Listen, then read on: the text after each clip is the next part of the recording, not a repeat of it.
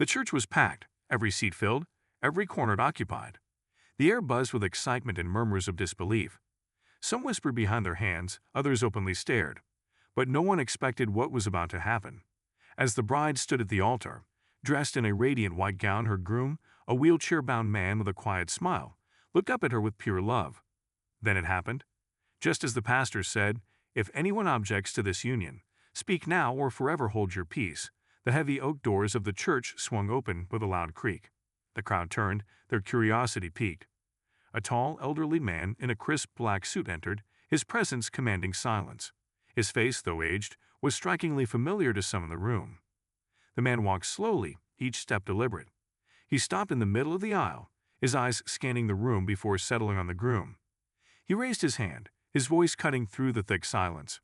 "I object," he declared, his tone firm but calm. The crowd gasped. The bride froze, her heart pounding in her chest. The groom's face turned pale. The elderly man then said the words that would change everything. "This man is not who you think he is, and he has a secret that will shock you all." The bride's eyes widened, her grip on the groom's hands tightening. "What do you mean?" she whispered, her voice barely audible. The man took a deep breath and said, "I am his father." The room erupted in chaos. People whispered furiously, some stood in disbelief, others sat stunned. The bride's legs felt weak, but she forced herself to stay standing. She glanced at her groom, searching his face for answers, but he wouldn't meet her gaze. "Why didn't you tell me?" she asked, her voice trembling. The groom opened his mouth to speak, but before he could, his father interrupted. "There's more," the man said, his voice grave. "What I am about to reveal will explain why he never told you. But it might also destroy everything you built together."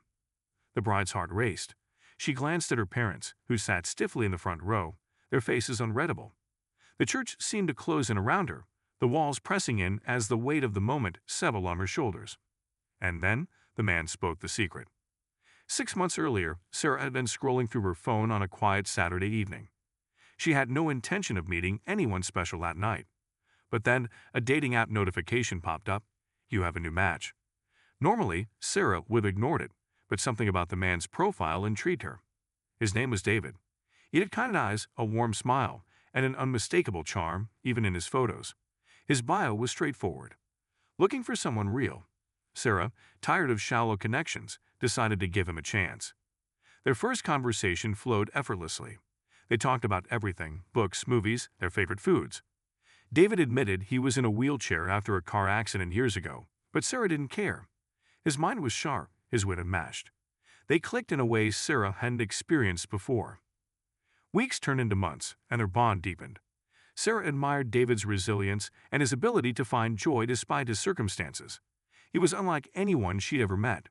David showed her a love she had only dreamed of, and Sarah found herself falling hard.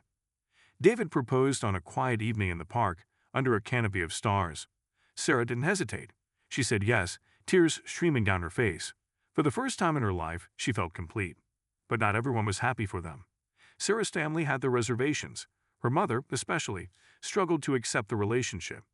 "You deserve someone who can walk beside you," she had said during one tense conversation. Sarah argued that love wasn't about physical abilities, but about the connection they shared. David's past was a mystery to Sarah. Every time she asked about his family, he'd change the subject. "They're not important," he'd say, his tone final.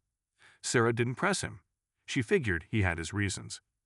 On their wedding day, as she prepared to walk down the aisle, Sarah felt a mix of excitement and nerves. She knew marrying David would come with challenges, but she was ready to face them. What she wasn't ready for was the revelation that would soon follow. As the ceremony began, Sarah couldn't shake the feeling that something was off. The tension in the room was palpable.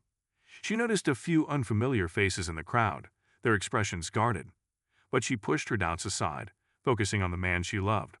Then the doors opened, and everything changed. The man who claimed to be David's father stood at the altar now, his presence heavy. The crowd waited, their breaths held, as he prepared to reveal the truth. Sarah's mind raced with possibilities. What could be so shocking that it warranted disrupting their wedding? The man's next words would answer that question, but they would also unravel secrets long buried. Secrets that could either bring Sarah and David closer or tear them apart forever. The room fell into an uneasy silence as the man prepared to speak again. His eyes, cold and calculating, locked onto David. I have kept this secret for decades, he said, his voice filled with a strange mix of authority and regret. But it's time the world knows the truth. David, he paused, looking at the man in the wheelchair, is not just my son. He is also the rightful heir to one of the wealthiest families in the country. A collective gasp swept through the church. Sarah's knees almost buckled. The crowd erupted into murmurs, and Sarah's mother clutched her pearls, her face a mix of confusion and intrigue. "Wait," Sarah stammered, her voice trembling. "What do you mean, rightful heir? David, what is he talking about?" David's face was pale, his usual calm demeanor shattered. He finally met Sarah's gaze, his eyes pleading for understanding. "Sarah, he started," when his father interrupted. "I'll explain," the man said, taking a step closer to the altar. David was born into a family of immense power and influence, the Winstons. Our family. He paused, letting the name sink in.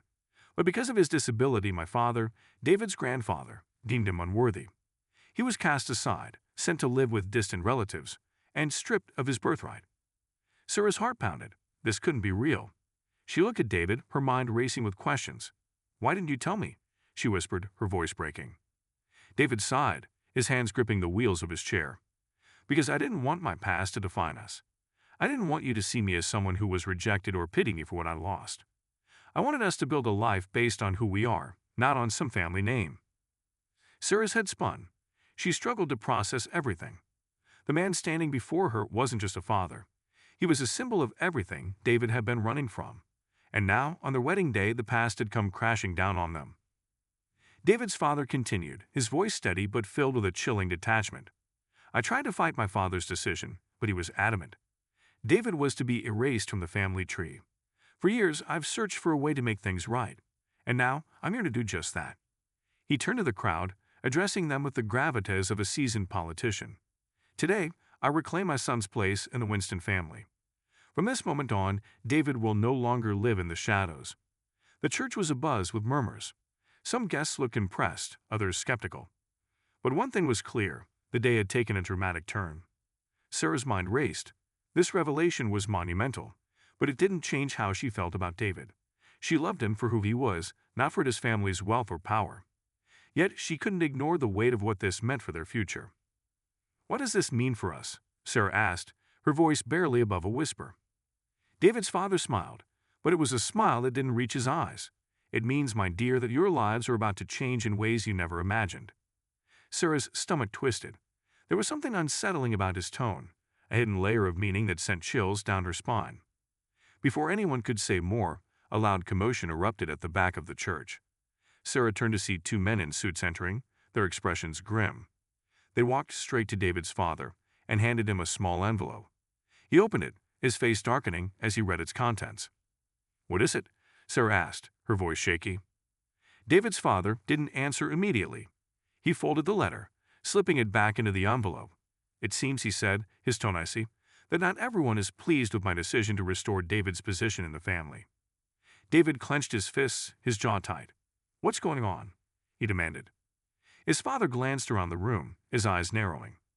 "We may have more enemies than I anticipated, but rest assured I will handle it." Sarah felt a wave of unease. This was supposed to be the happiest day of her life, yet it was unraveling into a web of secrets and danger. She looked at David, her heart aching for him. Whatever was coming, she knew they would face it together. But the question loomed, how much more could they endure? Just as the tension in the room reached its peak, a loud crash echoed from outside. The doors burst open again, and a man in a black hoodie stormed in, his face partially hidden. He pointed directly at David. "You think you can take what's mine?" the man shouted, his voice filled with rage. Sarah's heart stopped. The room erupted into chaos once more, and she instinctively moved closer to David, shielding him with her body. The man took a step forward, but before he could get any closer, the two suited men sprang into action, intercepting him and dragging him out of the church. David's father remained calm, though his eyes were cold as ice. "As I said," he murmured, "not everyone is happy about today." The crowd was stunned into silence. Sarah felt her world spiraling out of control. She glanced at David, who looked as shaken as she felt. The weight of the day's revelations hung heavy in the air, and the danger that loomed was now impossible to ignore. Sarah knew one thing for sure. Their journey was only beginning, and whatever lay ahead would test their love and resilience like never before. The church doors slammed shut behind the man in the hoodie, leaving a tense silence in his wake. Sarah's heart was still pounding, her hands gripping David's tightly. The whispers and murmurs among the guests started again, louder this time, filled with fear and curiosity. "Who was that?" Sarah asked, her voice trembling.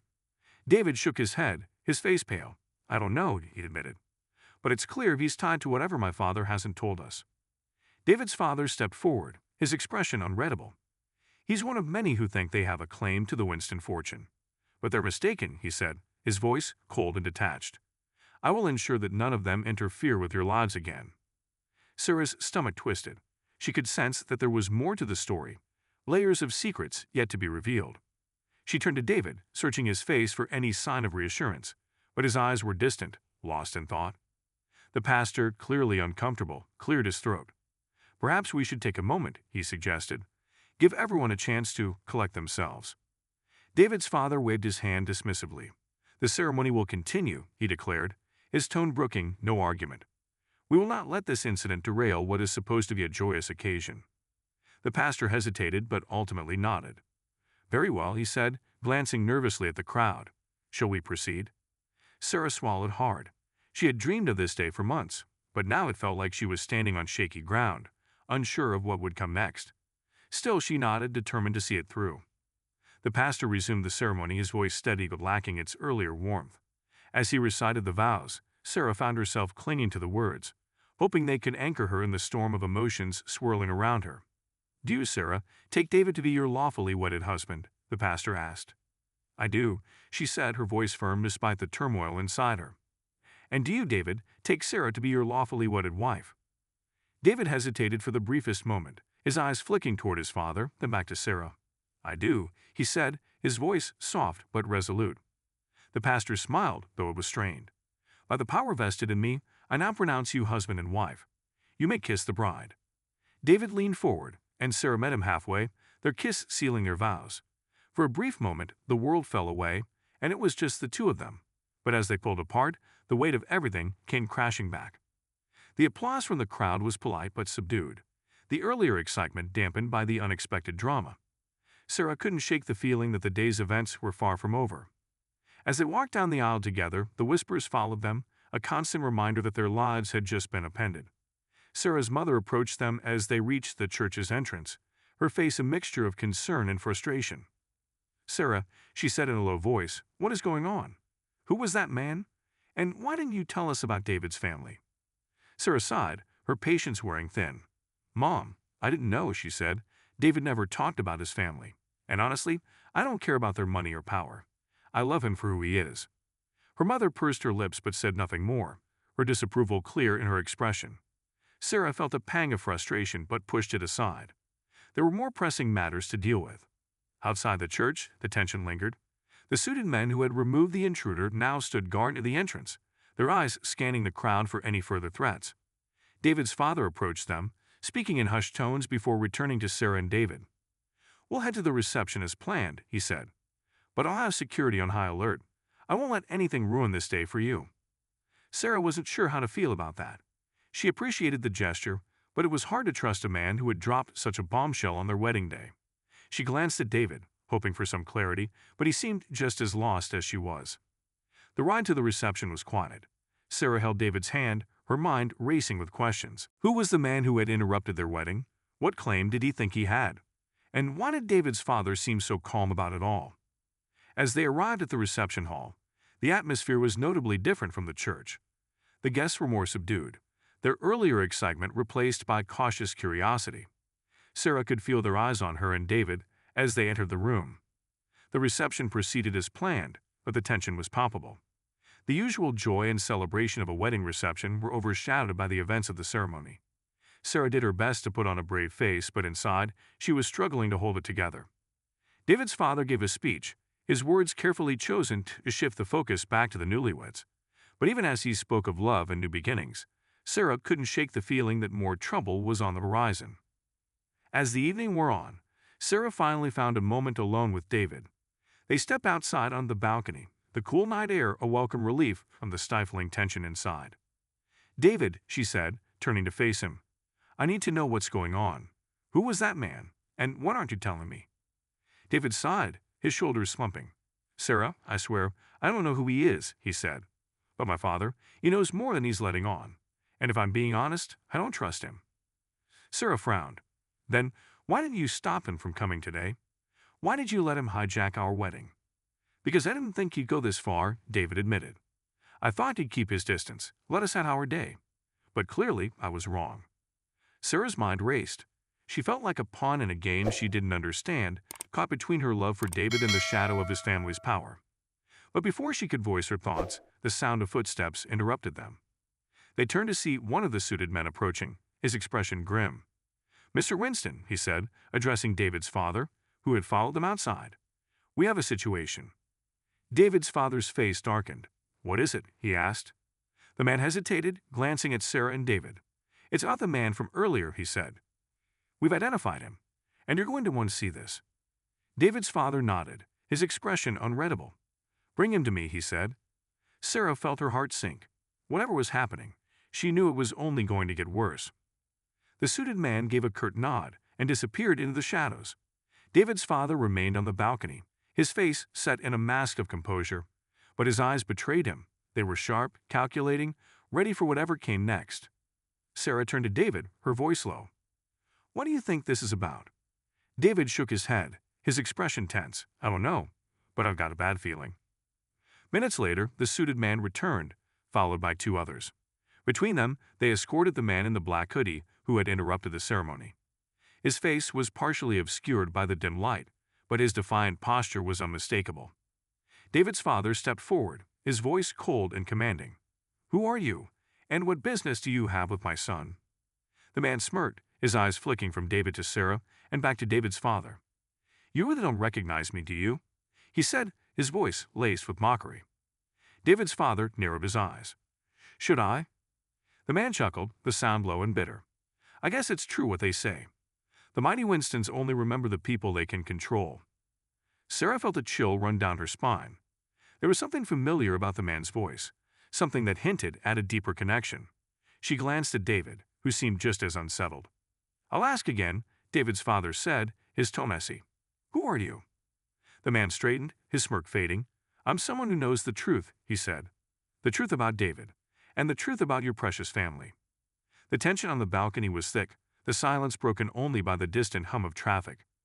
Sarah could feel the weight of the man's words, the implication that yet another secret was about to be revealed.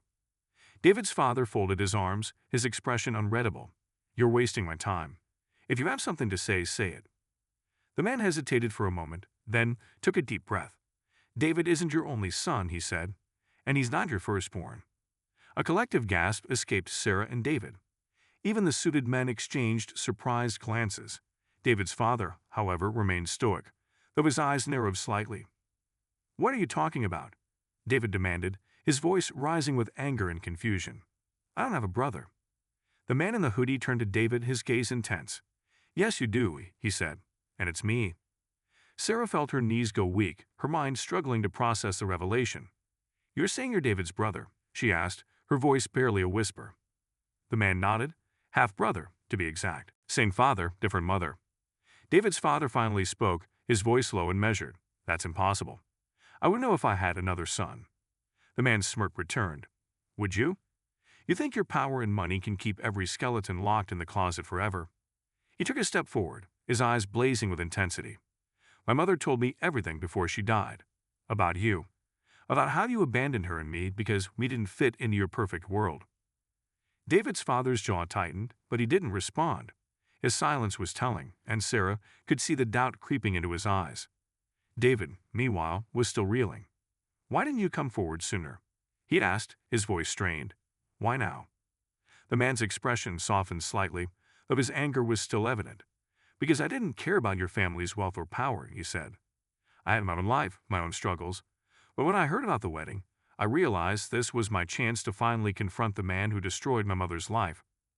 Sarah felt a pang of sympathy for the man, despite the chaos he had caused. His story was raw, filled with pain and betrayal. But she also knew that this revelation threatened to tear her new family apart. David's father finally spoke, his voice cold and authoritative. "You have no proof," he said. "This is nothing more than a baseless claim from a bitter man looking for attention." The man reached into his pocket and pulled out a worn piece of paper. "I thought you'd say that," he said, handing it to one of the suited men, who passed it to David's father. "This is a letter from my mother, written shortly before her death. It details everything: how you met, how she got pregnant, and how you walked away when she needed you most." David's father unfolded the letter, his eyes scanning the contents. His face remained stoic, but Sarah could see the tension in his jaw, the way his hands trembled ever so slightly. David stepped forward, his voice filled with urgency. "Is it true?" he asked, his eyes locked on his father. "Is he really my brother?" For a long moment, David's father said nothing. The silence was deafening, the weight of the truth hanging heavily in the air. Finally, he looked up, his eyes meeting David's. "I don't know," he admitted, his voice uncharacteristically soft. "But if this letter is genuine, then it's possible." The man in the hoodie crossed his arms, his expression triumphant. "It's more than possible. It's the truth." Sarah's mind raced with questions. What did this mean for David? For their future? And how would they navigate this new reality? Before anyone could speak, the sound of footsteps echoed from inside the reception hall. One of the suited men stepped out onto the balcony, his expression tense. "Sir," he said, addressing David's father, "we have another situation. There's someone else here claiming to have information about the family." David's father's eyes narrowed. "Who?" The man hesitated. "It's a woman. She says she's here to protect David, from you." Sarah's heart skipped a beat. Who was this woman? And what did she mean by protecting David? The tension on the balcony reached a breaking point. Sarah could feel the weight of the secrets and lies threatening to overwhelm them. And deep down, she knew this was only the beginning. The air on the balcony grew colder, as if the weight of the revelations had drawn every bit of warmth away. David's father clenched his jaw, his composure slipping for the first time. His cold, calculating demeanor was replaced by something more primal: fear. "Bring her here," he commanded, his voice sharp. The suited man nodded and disappeared back into the hall. Sarah's pulse quickened. Every new piece of information only added to the chaos. She glanced at David, whose face was a mixture of confusion and anger. He gripped the arms of his wheelchair tightly, his knuckles white. The man in the hoodie, David's alleged half-brother, leaned against the railing, watching the scene unfold with a smug expression. "Looks like your empire is starting to crumble," he muttered, loud enough for everyone to hear. David's father shot him a glare, but said nothing. Moments later, the suited man returned, this time with a woman in tow. She was tall and striking, with sharp features and piercing eyes. Her dark hair was pulled back into a tight bun, and she carried herself with the confidence of someone used to being in control. "I'm here to speak with David," she announced, her voice steady and firm. "Alone." David's father stepped forward, his posture tense. "Who are you, and what business do you have with my son?"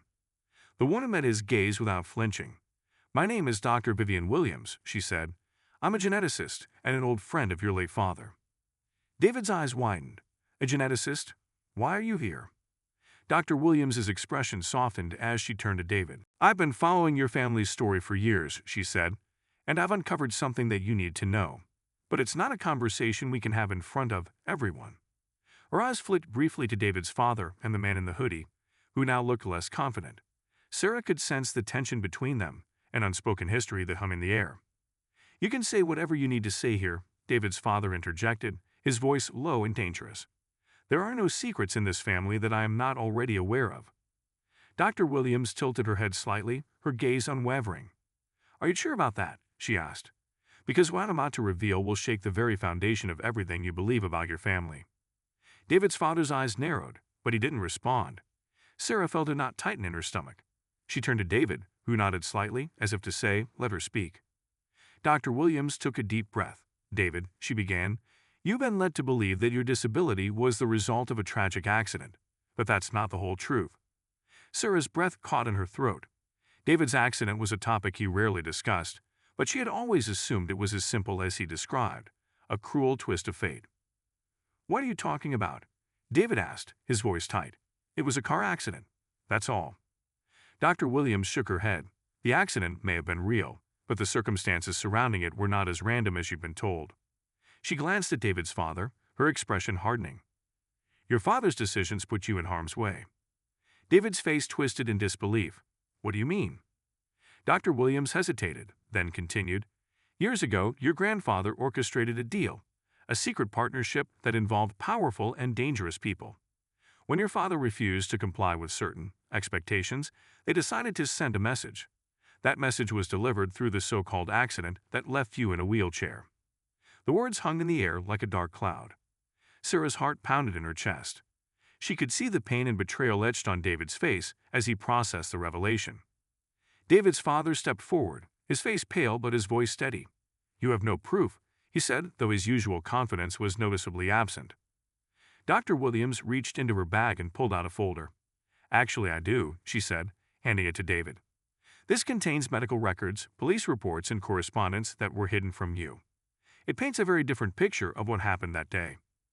David hesitated, his hands trembling as he took the folder. He opened it, his eyes scanning the documents inside. Sarah leaned in, reading over his shoulder. The reports detailed inconsistencies in the accident investigation, along with letters suggesting that the Winston family had enemies who would stop at nothing to get what they wanted. David looked up, his eyes filled with a mixture of anger and sorrow. "You knew about this?" he asked his father, his voice barely above a whisper. David's father didn't respond immediately. When he finally spoke, his voice was quiet but firm. "I did what I had to do to protect this family." "Protect?" David repeated, his voice rising. "You let them come after me. You let me believe it was just an accident while you covered up the truth." Sarah placed a hand on David's shoulder, her own emotions threatening to spill over. She couldn't believe what she was hearing. The man she had trusted with their future had been living a lie, and now that lie was tearing them apart. The man in the hoodie, who had been silent during Dr. Williams's revelation, finally spoke. "Looks like the mighty Winston family isn't so untouchable after all," he said, his tone dripping with sarcasm. "Makes me wonder what else you've been hiding." Dr. Williams nodded. "That's a question worth asking," she said, turning back to David. "But for now, you need to focus on what this means for your future. The people who did this to you, they're still out there, and it won't stop just because the truth has come to light." Sarah felt a chill run down her spine. She looked at David, whose expression was one of steely determination. "Then we need to be ready," he said, "because I'm not going to let them control my life any longer." Dr. Williams smiled faintly. "That's the spirit," she said, "but you'll need more than determination. You'll need allies." Before anyone could respond, a loud crash echoed from inside the reception hall. The sound of shattering glass and panicked screams filled the air. Sarah's blood ran cold. "What now?" she whispered, her voice barely audible. David's father's face hardened. "Stay here," he ordered, motioning for the suited men to follow him as he rushed inside. But David shook his head. "No," he said firmly. "Whatever this is, it involves me too." He began wheeling himself toward the door, with Sarah and Dr. Williams close behind. As they entered the hall, the scene before them made Sarah's heart stop. A group of masked intruders stood in the center of the room, armed and menacing. One of them stepped forward, raising a hand to silence the panicked crowd. "We're here for the Winstons," he announced, his voice cold and mechanical. "And we won't leave until we get what we came for." The room fell into a deafening silence, save for the soft sobs of a few frightened guests. The masked intruder's voice echoed in the vast reception hall, a chilling reminder that danger had now fully infiltrated their lives. Sarah instinctively grabbed David's arm, her heart racing.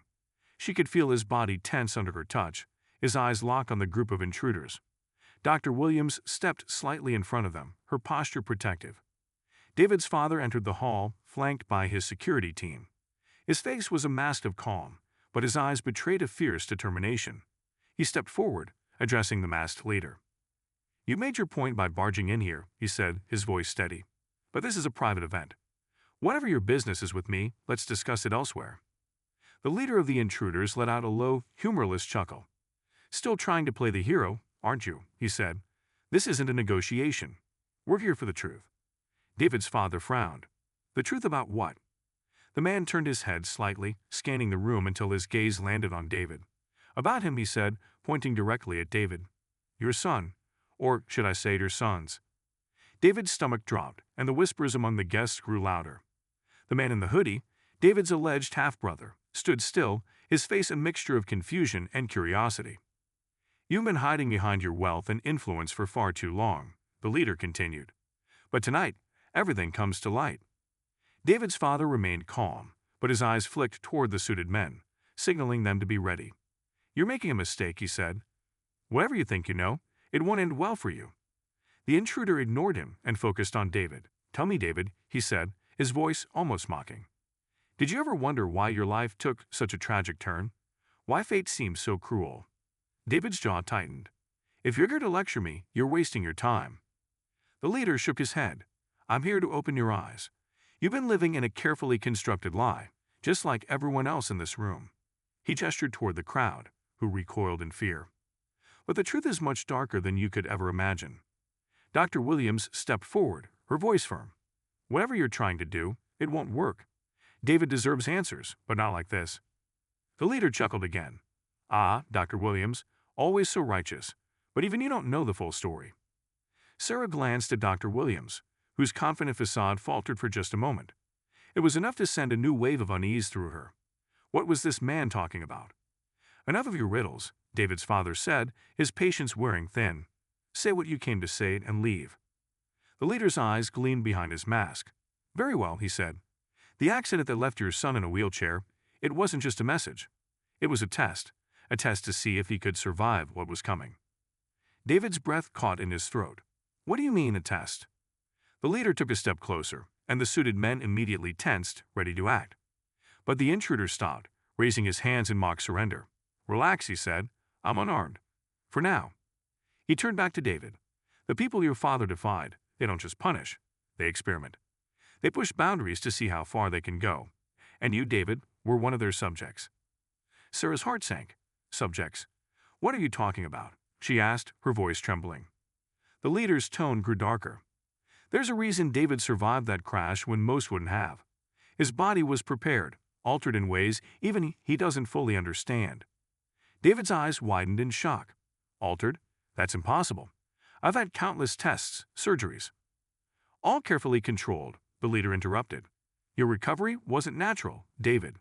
It was orchestrated by people far more powerful than you realize. Sarah looked at Dr. Williams, hoping for some reassurance, but the doctor's expression was grim. There were anomalies in your medical records, she admitted. Things I couldn't explain at the time. But if what he's saying is true. David's world seemed to tilt on its axis. He had always believed his survival was a testament to his strength and resilience. Now he was being told it was the result of some sinister experiment. Why are you telling me this? David demanded, his voice shaking. What do you gain from it? The leader's tone softened, almost as if he pitied David. Because you deserve to know what you're up against, he said, and because your family's enemies aren't done with you yet. They've been watching, waiting for the right moment to strike again. David's father stepped forward, his voice filled with authority. If you think you can scare us into submission, you're wrong. We've faced threats before, and we'll face them again. The leader smiled beneath his mask. Oh, I'm not here to scare you. I'm here to warn you.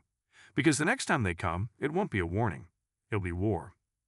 With that, he signaled to the other intruders, who began retreating toward the exit. The tension in the room remained thick, but no one dared to stop them. As they reached the doors, the leader turned back one last time. Prepare yourselves, he said. The Winston's secrets won't stay buried forever. Then they were gone, leaving behind a room full of shaken guests and a family teetering on the edge of collapse. David sat in stunned silence, his mind racing.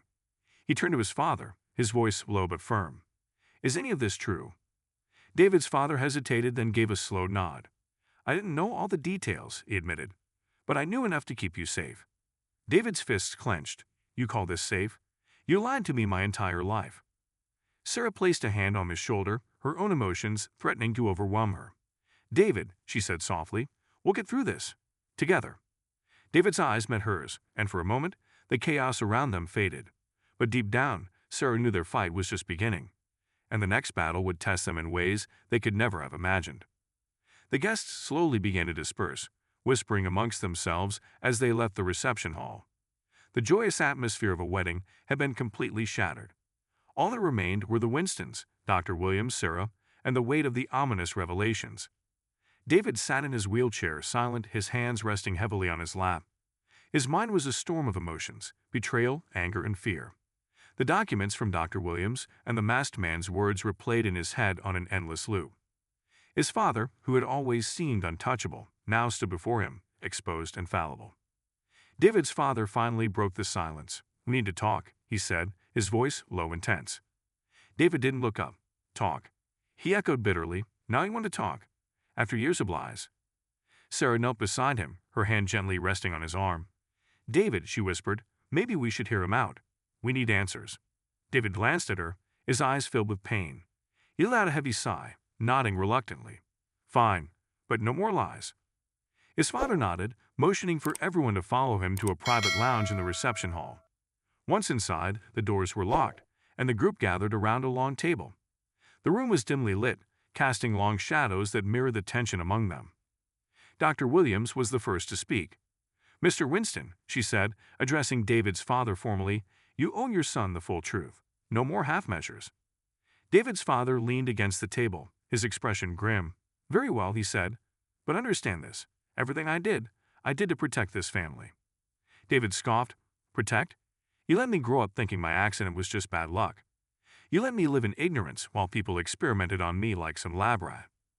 His father flinched but pressed on. The deal with those men, those organizations, started long before you were born. My father made pacts with them, trading influence and resources for power. When I inherited the family, I tried to cut ties, but they wouldn't let go so easily. Dr. Williams nodded. These groups don't take rejection lightly. They see people as assets, tools to be used for their own ends. And when David survived that crash, they saw potential. David leaned forward, his voice low and dangerous. Potential for what? To test the limits of human resilience, Dr. Williams explained. They went to see if they could create individuals who could endure the impossible. Your survival was a testament to that. But it wasn't just about survival, it was about control. Sarah's stomach churned. Control how? She asked. David's father hesitated, then finally said, they believe David has a unique genetic makeup. Something that makes him different. Stronger. They went to see if they could harness that for their own purposes. David's hands gripped the arms of his wheelchair tightly. And you knew this. You let them use me. I didn't know the full extent, his father admitted. But when I found out, I did everything in my power to cut them off. That's why I've kept so many secrets, why I've been so guarded. It was the only way to keep you safe. David's jaw clenched. Safe? You think living a life built on lies is safe? I've been fighting to prove my worth my entire life, and now I find out it was all manipulated. Sarah placed her hand over his, her voice steady. David, you're not defined by them. You're defined by how you've lived, how you've loved, and the choices you've made. Dr. Williams nodded. Sarah's right. What they did to you was horrible, but it doesn't take away from your strength. In fact, it proves how resilient you are. David let out a shaky breath, his anger still simmering but tempered by their words. So what now? He asked. They just come for me whenever they want. His father shook his head. Not if we stay ahead of them. That's why I brought in extra security. We'll make sure they can't touch you again. Dr. Williams frowned. It's not just about security, she said. These people operate in the shadows. They have resources and connections that make them nearly untouchable. If you want to truly protect David, you'll need more than guards. You'll need allies. David's father raised an eyebrow. And where do you suggest we find these allies? Dr. Williams leaned forward, her expression serious. There's a network of individuals who've been fighting these groups for years. Scientists, activists, even former insiders. They've been working to expose the truth and dismantle their operations. David glanced at her. And you're part of this network? She nodded. I've been helping them gather evidence, though I never thought it would hit so close to home.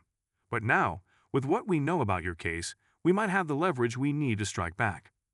Sarah felt a spark of hope. You think we can stop them? Dr. Williams's expression was resolute. It won't be easy. They're powerful, and they won't go down without a fight. But if we work together, we have a chance. David's father sighed heavily, his shoulders slumping. If this is the only way to keep my family safe, then so be it. But understand this. We're playing a dangerous game. David met his father's gaze, his voice steady. We've been playing their game for too long. It's time we change the rules. The room fell silent, each person lost in their thoughts. The path ahead was uncertain, fraught with danger and sacrifice. But one thing was clear, they couldn't run from the truth any longer. Just as they began to plan their next steps, a sudden sharp knock at the door startled them. One of the suited men opened it cautiously, revealing another security guard with a grim expression. Sir, the guard said, addressing David's father, you need to see this. They followed the guard down the hall to a side room, where a monitor displayed footage from the reception hall's security cameras. The screen showed the intruders leaving the building, but something was off.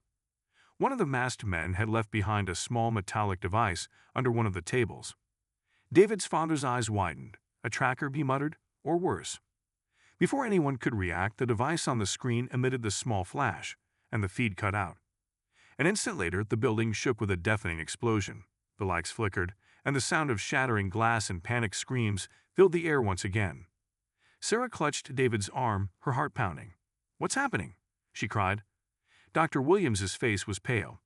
"They're sending a message," she said, "and they're not done yet." The explosion sent a tremor through the building, rattling chandeliers and knocking over chairs.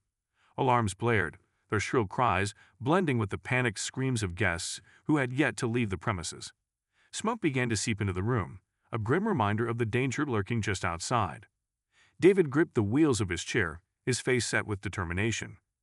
"We need to get out of here," he said, his voice cutting through the chaos. Sarah's heart raced as she glanced around the room. "Where's the safest exit?" she asked, turning to the suited security men. One of them quickly pulled out a handheld device, scanning the building's security layout. "There's a service elevator around the corner," he said. "It leads directly to the underground parking lot. We can evacuate from there." David's father nodded. "Lead the way," he ordered, his authoritative tone leaving no room for argument. As the group moved swiftly down the hallway, the sound of distant footsteps echoed behind them. Sarah glanced over her shoulder, her stomach knotting with fear. "Do you think they're still here?" she asked. Dr. Williams nodded grimly. "If they planted that device, they're not done. They want to ensure their message is received loud and clear." David clenched his jaw. "They won't scare us into submission," he muttered. "Not this time." They reached the service elevator, and one of the guards quickly keyed in a code. The doors slid open with a soft ding, and the group hurried inside. The descent to the underground parking felt agonizingly slow, each second stretched by the weight of uncertainty. As the elevator doors opened, they were greeted by the cold, dimly lit expanse of the parking lot.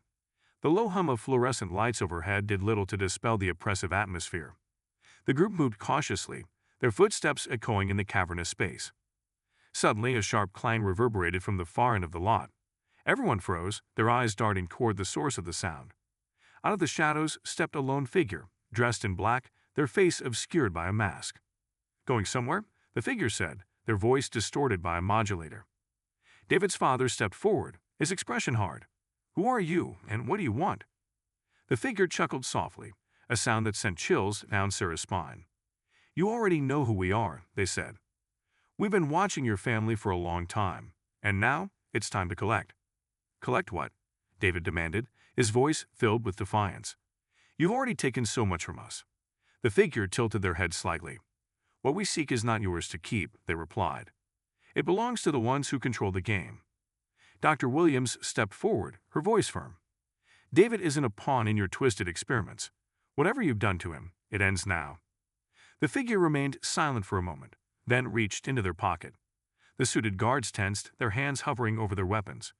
But instead of pulling out a weapon, the figure produced a small cylindrical device and held it up for all to see. "This," the figure said, "is a key. A key to unlocking the full potential of what lies within David." David's eyes narrowed. "What are you talking about?" The figure took a step closer, their tone almost mocking. "You felt it, haven't you? The strength, the resilience. Even in the face of your so-called accident, your body refused to give in. That was no coincidence." David's hands tightened on his wheelchair. "What are you saying?" The figure pressed a button on the device, and a small holographic projection appeared, displaying intricate diagrams and data points. "Your genetic code is unique," they said. "It holds the blueprint for a new era of human evolution, and this device contains the final piece needed to activate it." Sarah's mind reeled. "Activate it? What does that even mean?" The figure turned to her, their gaze piercing despite the mask. "It means that David is more than he realizes, more than any of you realize, and with this key, he can unlock abilities that will change the course of history." David shook his head, his voice filled with defiance. "I don't want your so-called abilities. I just want to live my life." The figure chuckled again. "Ah, but it's not that simple. Whether you want it or not, the change is already underway. The question is, will you embrace it, or will you let it destroy you?" David's father stepped forward, his expression fierce. "You won't get anywhere near my son. Not now, not ever." The figure sighed, almost as if bored. "You still don't understand, do you? This isn't about you. It's about him, and he will have to make a choice. Before anyone could react, the figure pressed another button on the device, and a blinding flash of light filled the parking lot. Sarah shielded her eyes, her heart pounding in her chest. When the light faded, the figure was gone, leaving only the faint hum of the overhead lights. "Everyone okay?" David's father asked, his voice strained. Sarah nodded, though her hands were still trembling. "What was that? What just happened?" Dr. Williams examined the spot where the figure had stood, her face grim. "They've set the stage," she said. "Whatever comes next, we need to be ready." David's voice was steady but filled with resolve. "Then we fight? I'm done running." Sarah squeezed his hand, her own resolve hardening. "We'll face this together," she said, "no matter what." But even as they spoke, a sense of foreboding lingered. The battle was far from over, and the stakes had never been higher. The parking lot was eerily silent in the aftermath of the encounter. The faint hum of the overhead lights provided little comfort as the group gathered their thoughts. David's father motioned for the security team to do a sweep of the area, ensuring the intruder was truly gone. Sarah sat beside David, her hand resting on his arm. "What do you think they meant?" she asked quietly. "About your genetic code?" David's eyes remained fixed on the spot where the figure had stood. "I don't know," he admitted, "but I'm tired of being in the dark. We need answers." Dr. Williams nodded. "Agreed," she said, "and I might know where to start. There's a secure lab I have access to, state-of-the-art equipment, isolated from any outside interference. We can run tests and get to the bottom of this." David's father frowned. "Is it safe?" "As safe as it gets," Dr. Williams replied. "But we'll need to move quickly. If they know about this place, they won't hesitate to come after us again." David looked at his father, his expression firm. "Are you in?" David's father hesitated, then gave a single nod. "I'll do whatever it takes to keep you safe. But we need to be smart about this. No more surprises." Dr. Williams stood. "Then, let's not waste any time. I'll make the arrangements." The security team returned, confirming that the intruder had vanished. The group moved swiftly, loading into 2 black SUVs parked in the far corner of the lot.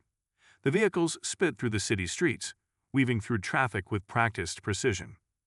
Sarah glanced at David as the city lights flashed past. "Are you okay?" she asked. David sighed, his gaze distant. "I don't know," he said. "It's a lot to process, but I'm not going to let them control my life." Sarah squeezed his hand. "We'll figure this out. Together." The vehicles eventually pulled up to a nondescript building on the outskirts of the city. Dr. Williams led them through a secure entrance, past layers of security checks. The interior of the lab was sleek and modern, filled with cutting-edge technology. "Welcome to my home away from home," Dr. Williams said, her tone light but serious. "This is where we'll find the answers we need."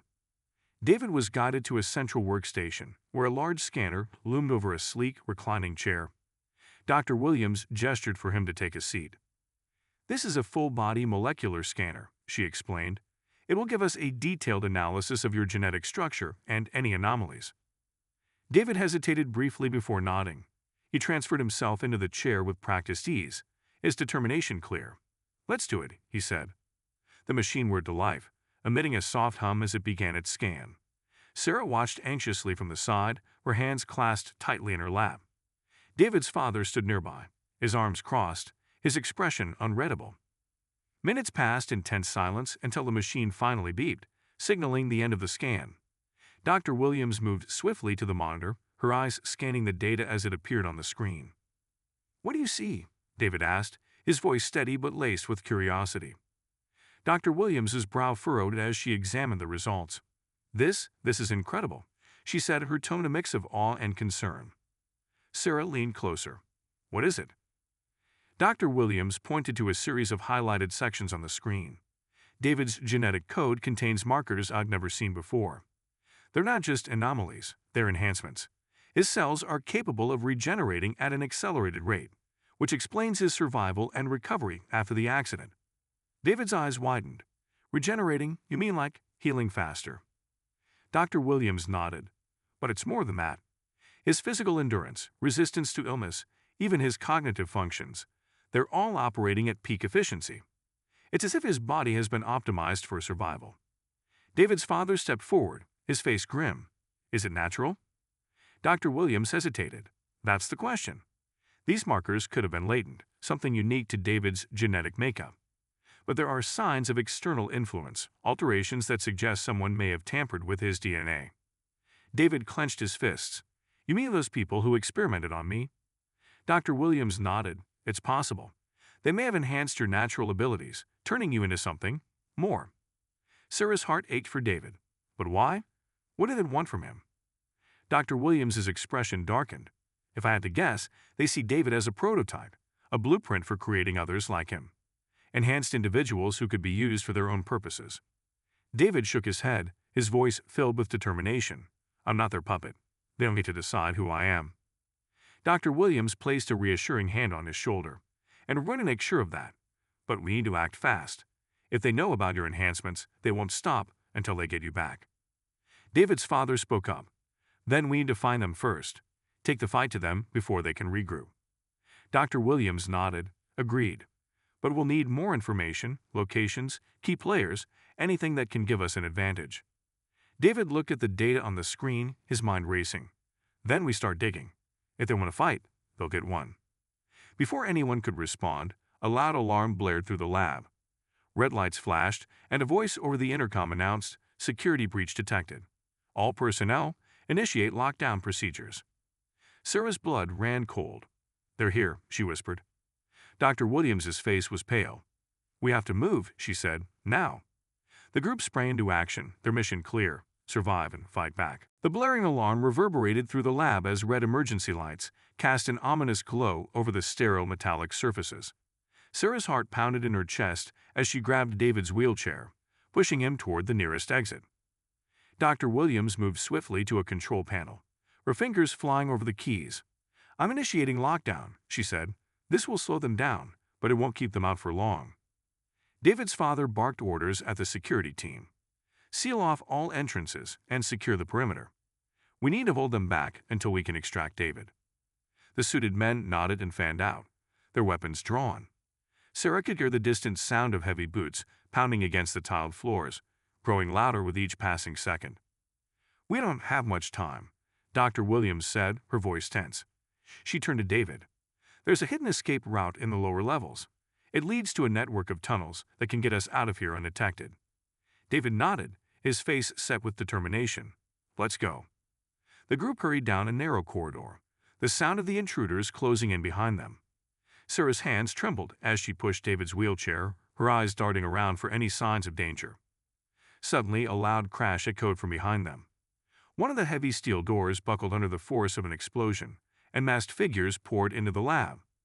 Gunfire erupted as the security team engaged the intruders, the sharp cracks of their weapons ringing out in the confined space. "Go, we'll cover you," one of the guards shouted. Sarah tightened her grip on David's wheelchair, her pulse racing as they rounded a corner. Dr. Williams led the way, her eyes focused on the path ahead. "The entrance to the tunnels is just up ahead," she said. "We're almost there." They burst into a small room with a reinforced hatch in the floor.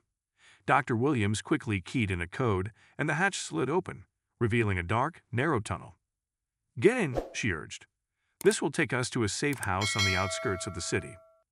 Sarah helped David maneuver into the tunnel, followed closely by his father. Dr. Williams was the last to enter, sealing the hatch behind them. The sounds of the battle above faded as they descended into the depths of the tunnel system. The air was cool and damp, the faint smell of earth and concrete filling their noses.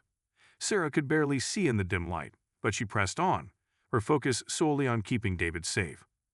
"How long do these tunnels go?" David asked, his voice echoing slightly in the confined space. Dr. Williams glanced back. "Several miles. They were originally built as part of an old emergency evacuation system. We'll follow them to the Safehouse, where we can regroup and plan our next move." David's father remained silent, his face grim. Sarah could tell he was calculating their next steps, already thinking of how to counter the growing threat. After what felt like an eternity, they finally emerged into a hidden underground facility.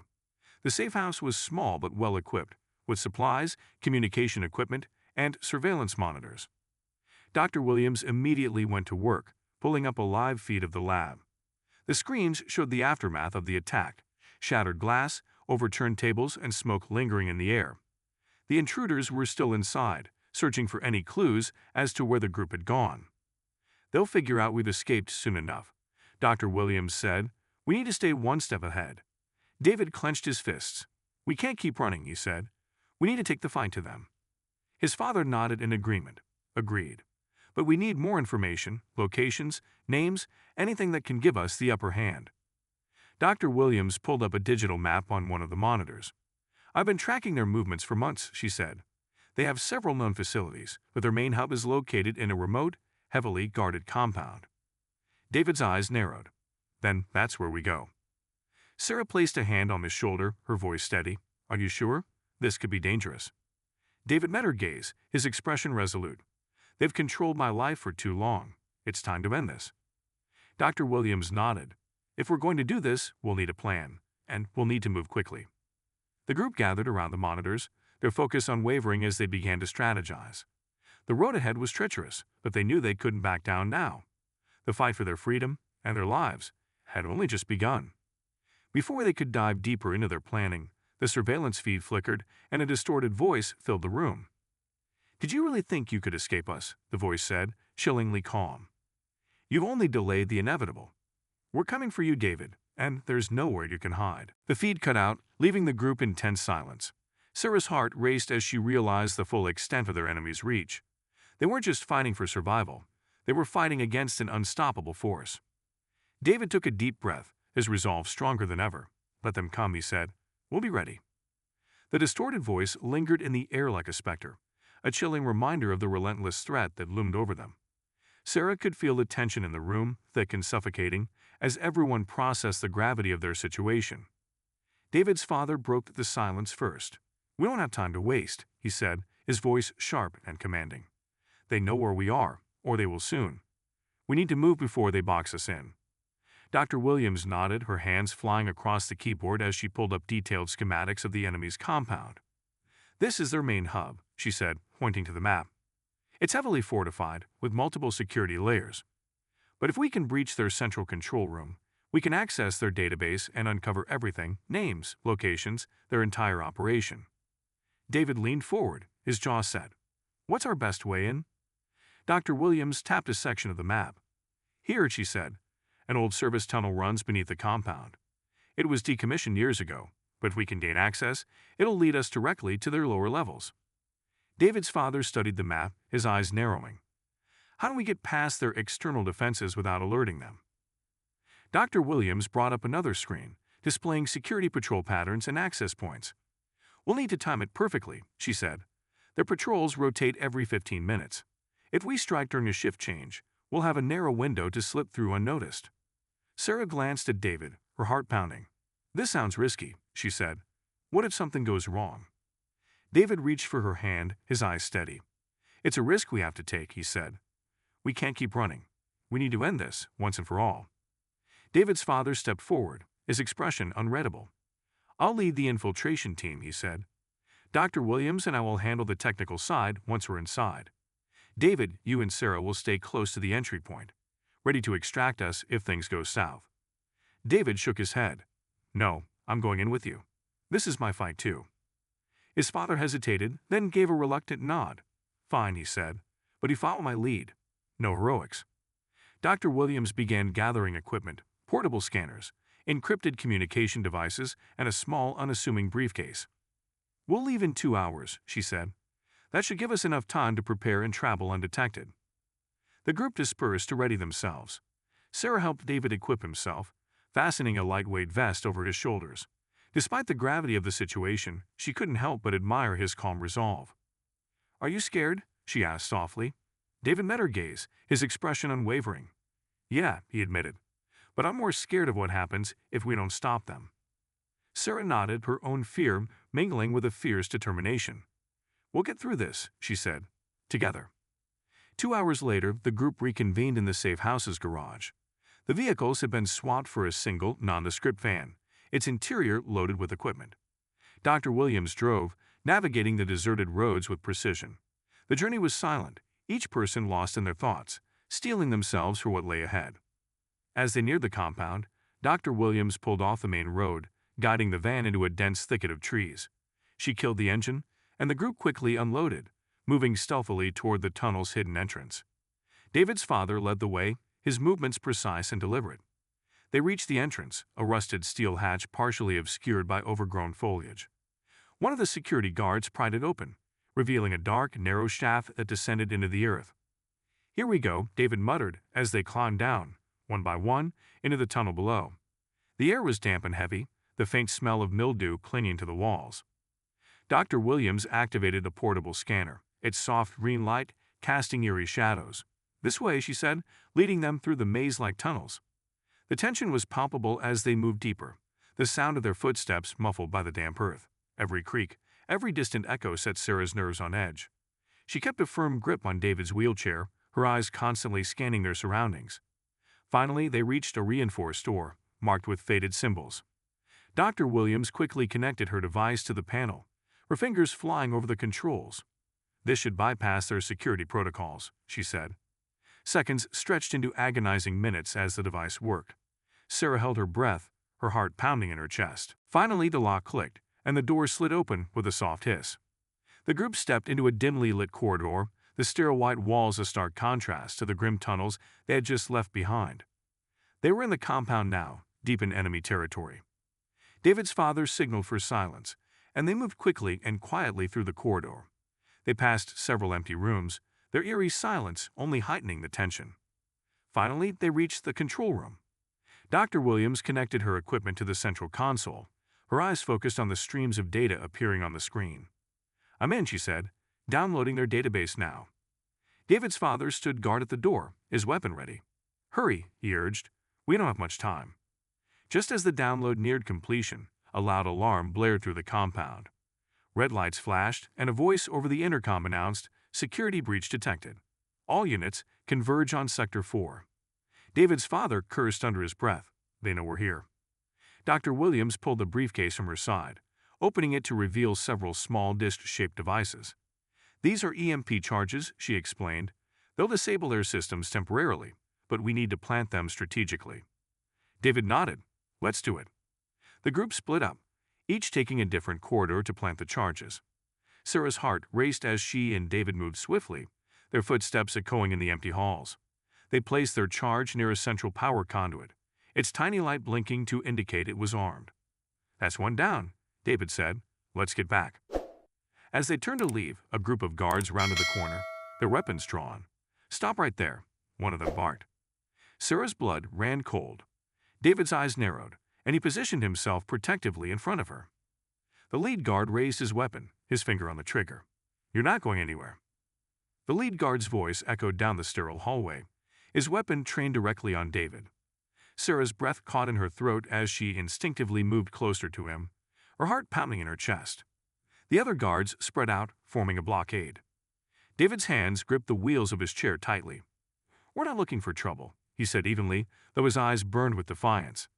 "But if you want to fight, you'll get one." The guard sneered. "You're in our house now, boy. You don't get to call the shots."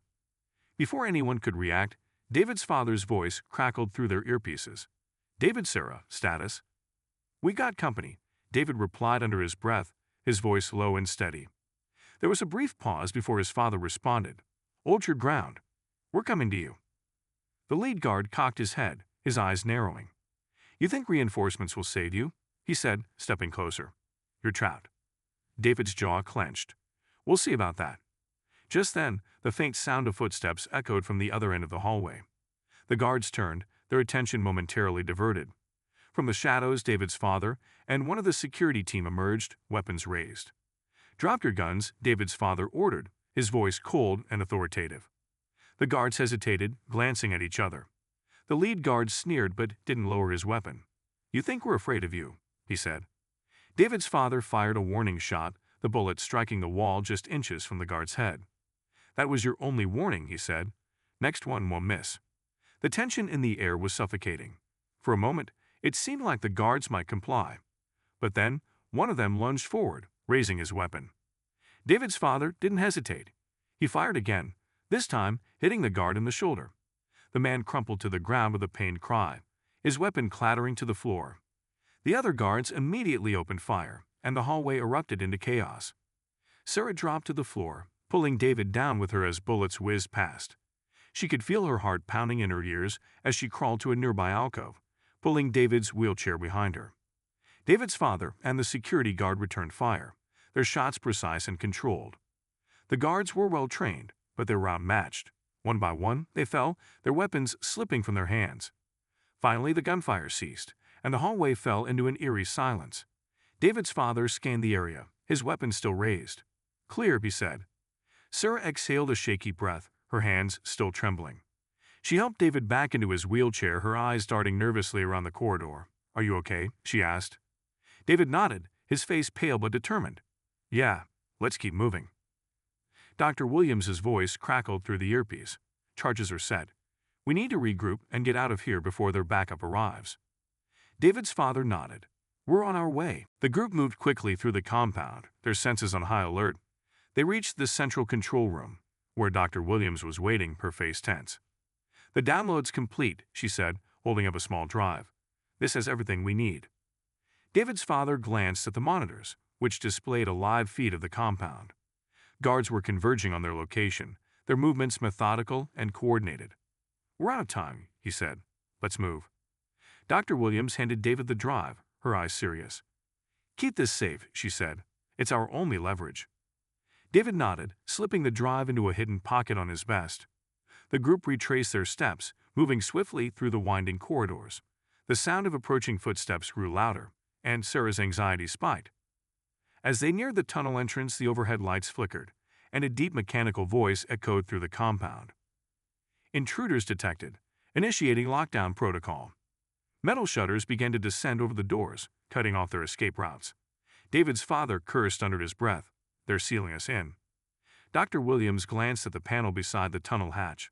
"I can override the lockdown, but it'll take time," she said. "How much time?" David asked. "Too much," she admitted, her fingers flying over the keys. David's father turned to the security guard. "Hold the line," he ordered. "Buy us as much time as you can." The guard nodded, his expression grim as he took up a defensive position near the corridor.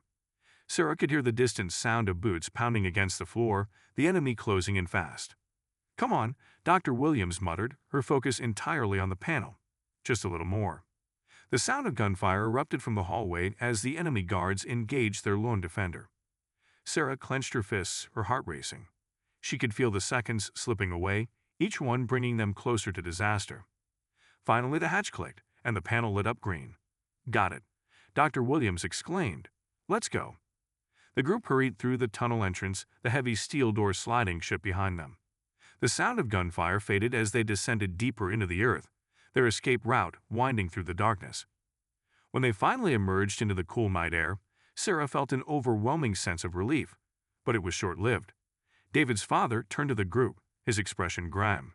"They'll come after us," he said. "We bought ourselves some time, but they won't stop until they've taken everything."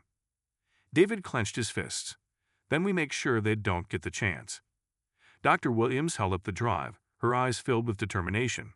"This is our weapon," she said. "With this, we can expose them, bring their entire operation to light." David nodded. "Then we take the fight to them, on our terms." Sarah squeezed his hand, her fear giving way to resolve.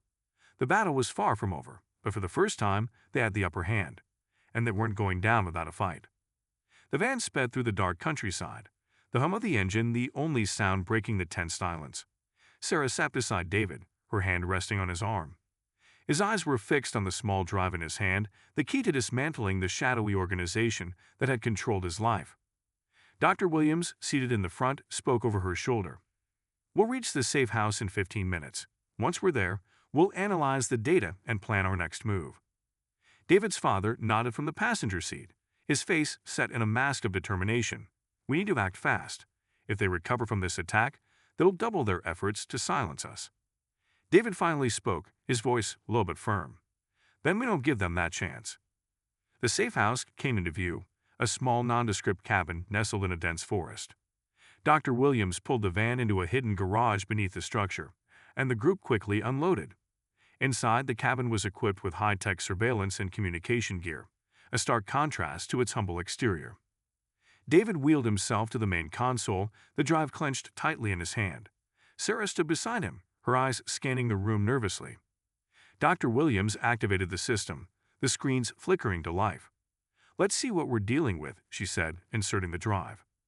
The data began to load, and a wealth of information appeared on the monitors: names, locations, financial records, and communication logs.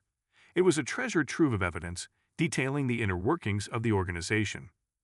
David's father leaned over the console, his eyes narrowing as he read the files. "This is bigger than I thought," he muttered. "They've infiltrated governments, corporations, even law enforcement." Sarah felt a chill run down her spine. "How do we even begin to fight something like this?" she asked. Dr. Williams turned to the group, her expression serious. "We start by exposing them," she said. "With this data, we can reveal their operations to the world. But we'll need a secure platform to release it." David nodded.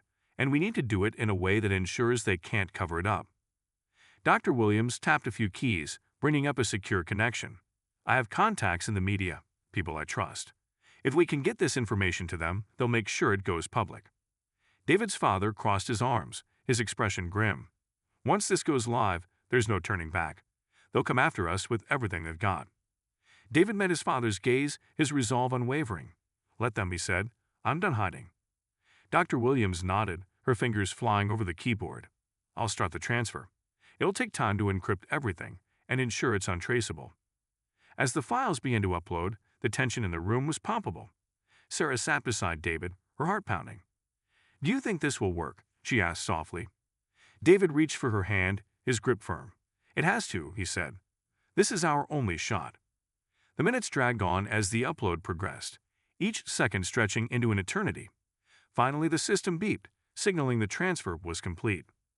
Dr. Williams exhaled a sigh of relief. "It's done," she said. "The files are secure, and the media contacts have what they need. The truth is out." David's father straightened, his expression still guarded. "Now we wait." But before anyone could relax, the surveillance monitors flickered, and a new feed appeared. A masked figure filled the screen, their voice cold and mechanical. "Well played," the figure said. "But did you really think it would be that easy?" David's fists clenched. "What do you want?" he demanded. The figure chuckled softly. "You made your move, and now it's our turn. Enjoy your brief victory, because it won't last." The screen went black, and an alert flashed across the console. System compromised. Dr. Williams's face paled. "They breached our network," she said. "They're tracking us." David's father immediately took charge. "We need to move. Now." The group hurried to pack their equipment, their every movement fueled by adrenaline. Sarah's hands shook as she gathered their supplies, her mind racing. As they prepared to leave, the sound of distant helicopters filled the air, their searchlights piercing through the darkness. "They're here," David's father said, his voice grim. "We need to split up. It's the only way to stay ahead of them." David shook his head. "No, we stick together. We're stronger that way." His father placed a hand on his shoulder. "You've shown incredible strength, David. But if we're going to survive this, we need to be smart. We'll regroup at the secondary safe house." David hesitated, then nodded reluctantly. "Be careful," he said. "You too," his father replied. The group split into two teams, each taking a different route through the dense forest. Sarah stayed close to David, her eyes constantly scanning their surroundings. The night was filled with the sound of helicopters and the distant shouts of pursuing forces. But despite the fear gripping her heart, Sarah knew one thing for certain: they weren't going down without a fight. The battle for freedom was far from over, but they were ready for whatever came next. Together, they would face the storm, and they would not be broken.